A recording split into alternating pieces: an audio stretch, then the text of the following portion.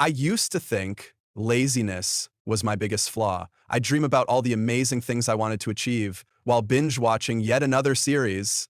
Sound familiar? But then I realized something. Laziness wasn't the problem. It was my secret weapon, just waiting to be used the right way. And here's what I figured out. You don't have to fight your lazy side. You just have to outsmart it. For example, I used to procrastinate cleaning until I told myself, just do one thing. That's it. No pressure. 5 minutes later, the whole task was done. My lazy brain didn't even see it coming. You see, the key is shrinking your goals into something so tiny, your brain thinks, that's easy.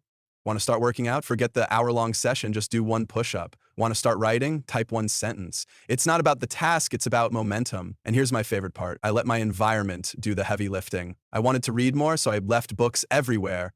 On my nightstand, by the couch, even in the bathroom. Suddenly, I wasn't reaching for my phone. I was reaching for my goals. Now, let's talk rewards. I learned this the hard way. If you don't celebrate the small wins, the big ones feel impossible. So every time I finish a task, no matter how small, I treat myself. A coffee break, a dance party, whatever keeps me going. Here's the truth. You don't need to change who you are to dream big. You just need to start small. Take it from me.